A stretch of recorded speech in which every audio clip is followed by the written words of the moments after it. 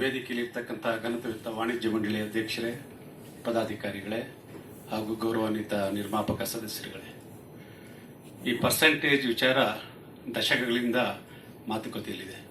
ಆದರೆ ಅನುಷ್ಠಾನಕ್ಕೆ ಬರಬೇಕಾದ್ರೆ ಅಧ್ಯಕ್ಷರು ಹೇಳಿದಾಗೆ ಕೇವಲ 5% ವರ್ಗದಿಂದ ಇದು ಹಾಗೆ ನೆನೆಯುವುದು ಬಿದ್ದಿದೆ.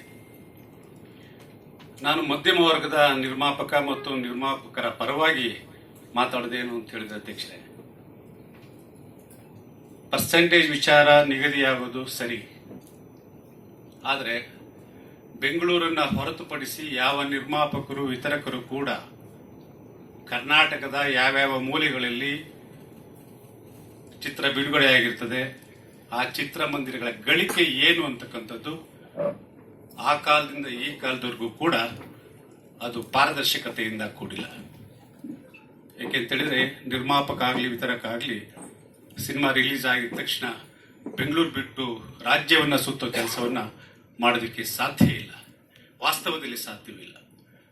ಈ ಕಾರಣಕ್ಕೆ ಶೇಕಡವಾರು ಪದ್ಧತಿ ಬಂದರೂ ಕೂಡ ಅಧ್ಯಕ್ಷರೇ, ಶೇಕಡವಾರು ಪದ್ಧತಿ ಬಂದರೂ ಕೂಡ ಅಲ್ಲಿ ಬೆಳಗಾಮಲ್ಲಿ, ಬಿಜಾಪುರಲ್ಲಿ, ಬಳ್ಳಾರಿನಲ್ಲಿ, ಮೈಸೂರಲ್ಲಿ, ಚಾಮರಾಜನಗರದಲ್ಲಿ, ಬೆಂಗಳೂರನ್ನ ಹೊರತುಪಡಿಸಿ ಇರ್ತಕ್ಕಂಥ ಎಲ್ಲಾ ಚಿತ್ರಮಂದಿರಗಳ ಒಳಗಡೆ ಪ್ರೇಕ್ಷಕರು ಎಷ್ಟು ಜನ ಇದ್ದಾರೆ ಅಂತಕ್ಕಂಥದ್ದು ನಮ್ಮ ಕಣ್ಣಿಗೆ ಕಾಣ್ತಿಲ್ಲ. ಸೊ ಹಾಗಾಗಿ ಈ ಶೇಕಡವಾರು ಬರೋದೇ ಆಯ್ತು ಅಂತ ಹೇಳಿದ್ರೆ ಸಂತೋಷ, ಸ್ವಾಗತ ಮಾಡೋಣ. ಆದರೆ ಅಲ್ಲಿ ಪಾರದರ್ಶಕತೆಯ ಅವಶ್ಯಕತೆ ಇರೋದ್ರಿಂದ ನಾವಿವಾಗ ಬುಕ್ ಮೈ ಶೋ ನೋಡ್ತಾ ಇದ್ದೀವಿ. ಬುಕ್ ಮೈ ಶೋ ಕೆಲವೇ ಸೆಂಟರ್ಗಳಲ್ಲಿ, ಕೆಲವೇ ಚಿತ್ರಮಂದಿರಗಳಲ್ಲಿ, ಬೆಂಗಳೂರು ಕೇಂದ್ರೀಕೃತ ಮತ್ತು ಕಾರ್ಪೊರೇಷನ್ ಸಿಟಿಗಳಲ್ಲಿ ಮಾತ್ರ ಅದು ಬುಕ್ ಮೈ ಶೋ ಒಡಂಬಡಿಕೆ ಆಗಿರ್ತದೆ, ಅಲ್ಲಿ ಅವಕಾಶ ಇರ್ತದೆ. ಆದರೆ ಇನ್ನು 2ನೇ ಹಂತಕ್ಕೆ ಗ್ರಾಮೀಣ ಪ್ರದೇಶಗಳಿಗೆ ಹೋದಾಗ ಯಾವ ಬುಕ್ ಮೈ ಶೋಗಳು ಇರೋದಿಲ್ಲ, ನೇರವಾಗಿ ಟಿಕೆಟ್ ತಗೊಂಡು ಹೋಗುವಂಥದ್ದು. ಸೊ ಹಾಗಾಗಿ ಈ ಒಂದು ನಿರ್ಮಾಪಕರ ಅಥವಾ ಪ್ರದರ್ಶಕರ ಅಥವಾ ವಿತರಕರ ಪರವಾಗಿ ವಿಶೇಷವಾಗಿ ನಿರ್ಮಾಪಕರ ಚಿಂತನೆಯಲ್ಲಿ ನೋಡೋದಾಯ್ತು ಅಂತ ಹೇಳಿದ್ರೆ, ಯಾವ ಕೇಂದ್ರದಲ್ಲಿ ಕರ್ನಾಟಕದ ಮೂಲೆಯಲ್ಲಿರ್ತಕ್ಕಂಥ ಯಾವುದೇ ಚಿತ್ರಮಂದಿರ ಆಗಿರಲಿ, ಆ ಕೇಂದ್ರದಲ್ಲಿ ಎಷ್ಟು ಜನ ಪ್ರೇಕ್ಷಕರು ಚಿತ್ರಮಂದಿರಗಳ ಒಳಗೆ ಪ್ರವೇಶ ಪಡೀತಿದ್ದಾರೆ ಟಿಕೆಟ್ ತಗೊಂಡು, ಅದು ನಮ್ಮ ಕಣ್ಣಿಗೆ ಕಾಣಬೇಕು. ಇತ್ತೀಚೆಗೆ ಏನಾಗಿದೆ ಅಂತ ಹೇಳಿದ್ರೆ, ನಾನು ಯಾರು ಬೇಸರ ಮಾಡ್ಕೊಂಡ್ರು ಚಿಂತೆ ಇಲ್ಲ, ಬೆಂಗಳೂರನ್ನ ಹೊರತುಪಡಿಸಿ, ಬೆಂಗಳೂರು ಅಂತ ಹೇಳಿದ್ರೆ ನಾವು ವಿತರಕರು, ನಿರ್ಮಾಪಕರು, ಕಲಾವಿದರುಗಳು, ತಂತ್ರಜ್ಞರು ಸುತ್ತಾಡ್ಬಿಡ್ತೀವಿ.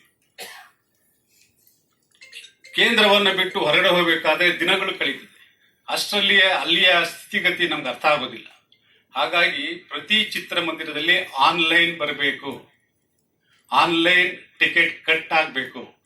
ಇದು ವಿತರಕರಿಗೆ ಮತ್ತು ನಿರ್ಮಾಪಕರಿಗೆ ಕಣ್ಣಿಗೆ ಕಾಣಬೇಕು. ಕಂಡಾಗ ಮಾತ್ರ ನಮಗೆ ನಿರ್ಮಾಪಕರಿಗೆ, ವಿತರಕರಿಗೆ ಅನುಕೂಲ ಆಗುತ್ತೆ. ಉದಾಹರಣೆಗೆ ಹೇಳಬೇಕು ಅಂತ ಹೇಳಿದ್ರೆ, PVR ಮಲ್ಟಿಪ್ಲೆಕ್ಸ್ಗಳು ಯಾವುದೇ ಮಾಲ್ಗಳಾಗ್ಲಿ, ಭರತ್ ಮಾಲ್ ಆಗಲಿ, ಇನ್ನೊಂದಾಗ್ಲಿ, ಗೋಪಾಲನ್ ಆಗಲಿ, ಯಾವುದೇ ಆದ್ರೂ ಕೂಡ ಪರ್ಸೆಂಟೇಜ್ ಅಂತ ನಿಗದಿಯಾಗಿದೆ. ಅಗ್ರಿಮೆಂಟ್ಗೆ ಸಹಿ ಹಾಕಿರ್ತೀವಿ. ಅದ್ರ ಪ್ರಕಾರ 10 ರೂಪಾಯಿ ಬಂದ್ರೆ ಟ್ಯಾಕ್ಸ್ ಅನ್ನ ಕಡಿತ ಮಾಡಿ 4 ರೂಪಾಯಿನೋ 4.75 ರೂಪಾಯಿನೋ ನಮ್ಮ ನಿರ್ಮಾಪಕರಿಗೆ, ವಿತರಕರಿಗೆ ಬರ್ತಾ ಇದೆ. ಆದರೆ ಬೇರೆ ಕೇಂದ್ರಗಳಲ್ಲಿ ಕಣ್ಣಿಗೆ ಕಾಣದ ಕಾರಣ, ಆನ್ಲೈನ್ ಇಲ್ಲದ ಕಾರಣ ಅಲ್ಲಿ ಪ್ರವೇಶ ಎಷ್ಟಾಗಿದೆ ಅಂತಕ್ಕಂಥದ್ದು ನಮಗೆ ಕಣ್ಣಿಗೆ ಕಾಣಿಸ್ತಿಲ್ಲ. ಹೌದಾ ಸರ್? ಸೊ ಹಾಗಾಗಿ ಪ್ರತಿ ಚಿತ್ರಮಂದಿರಗಳಲ್ಲಿ ಇವತ್ತು ತಂತ್ರಜ್ಞಾನ ತುಂಬಾ ಉತ್ತುಂಗದಲ್ಲಿದೆ. ಯಾವ ಕೇಂದ್ರದಲ್ಲಿ ಬೇಕಾದ್ರೂ ಲೈವ್ ಅನ್ನು ನೋಡುವಂತ ಪರಿಸ್ಥಿತಿ ಇದೆ. ಅಂತ ಒಂದು ತಂತ್ರಜ್ಞಾನ ಉಪಯೋಗಿಸಿಕೊಂಡು ಪ್ರತಿ ಚಿತ್ರಮಂದಿರಗಳಲ್ಲಿ ಆಯಾ ಸಿನಿಮಾಗಳ ಪ್ರವೇಶ, ಪ್ರೇಕ್ಷಕರ ಪ್ರವೇಶ ಎಷ್ಟಾಗಿದೆ, ಟಿಕೆಟ್ ಕಟ್ ಎಷ್ಟಾಗಿದೆ ಅಂತಕ್ಕಂಥದ್ದು ಮೊದಲಿಗೆ ನಮಗೆ ಕಾಣಬೇಕಾಗಿದೆ. ಆಗಾದಲ್ಲಿ ಮಾತ್ರ ಈ ಮಾಲ್ಗಳಿಂದ ಬರ್ತಕ್ಕಂಥ ಶೇಕಡವಾರು ಏನು ನಮಗೆ ಕೈ ಸೇರ್ತಾ ಇದೆ. ನಾವು ಒಂದು ಚಿಕ್ಕ ಉದಾಹರಣೆ ಕೊಡ್ತೀವಿ. ಮೊನ್ನೆ ಒಂದು ಸಿನಿಮಾ ರಿಲೀಸ್ ಮಾಡ್ತೀವಿ, ಹಿಕೋರಾ ಅಂತ. ಆ ನಿರ್ಮಾಪಕಿ ಕೂಡ ಇಲ್ಲೇ ಇದ್ದಾರೆ. ಒಟ್ಟಾರೆ ಕರ್ನಾಟಕದಲ್ಲಿ ಒಂದು 30ಕ್ಕೂ ಹೆಚ್ಚು ಸಿನಿಮಾ ಮಂದಿರಗಳಲ್ಲಿ ತೆರೆ ಕಾಣಿಸಿದ್ವಿ. ಆದರೆ ಮಲ್ಟಿಪ್ಲೆಕ್ಸ್ ಅಲ್ಲಿ ಮಾತ್ರ ನಮಗೆ 60,000 ಚಿಲ್ಲರೆ ನಮಗೆ ಚೆಕ್ ಮುಖಾಂತರ ಬಂದಿದೆ, ಆನ್ಲೈನ್ ಮುಖಾಂತರ ಬಂದಿದೆ. ಅದನ್ನು ಹೊರತುಪಡಿಸಿ ಯಾವುದೇ ಏಕಪರದೆಯ ಚಿತ್ರಮಂದಿರಗಳಿಂದ ₹1 ಕೂಡ ನಾವು ಸ್ವೀಕಾರ ಮಾಡಕ್ಕಾಗಿಲ್ಲ. ಒಂದು ವೇಳೆ ಶೇಕಡವಾರು ಪದ್ಧತಿ ನಿಗದಿ ಆಯ್ತು ಅಂತ ಹೇಳಿದ್ರೆ ಯಾವುದೇ ಕಾರಣಕ್ಕೂ ಚಿತ್ರಮಂದಿರಗಳು ಮುಂಗಡ ಹಣವನ್ನ ನಿರ್ಮಾಪಕರಿಂದ ಅಥವಾ ವಿತರಕರಿಂದ ಪಡೆಯತಕ್ಕದಲ್ಲ. ಯಾಕಂದ್ರೆ ಶೇಕಡವಾರು ನಿರ್ಧಾರ ಆಗಿರುತ್ತೆ. ಸೊ ಹಾಗಾಗಿ ಇಲ್ಲಿ ಥಿಯೇಟರ್ ರೆಂಟ್ ಅಂತ ಏನೋ ಒಂದು ವ್ಯವಸ್ಥೆ ಇದೆ, ಇತ್ತೀಚೆಗೆ ಕಡಿಮೆ ಆಗಿದೆ. ಚಿತ್ರಗಳ ಒಂದು ಗುಣಮಟ್ಟದ ಮೇಲೆ ಅದರ ಶಕ್ತಿಯ ಅನುಸಾರ ಅದು ಎಲ್ಲ ನಡೀತಾ ಇದೆ.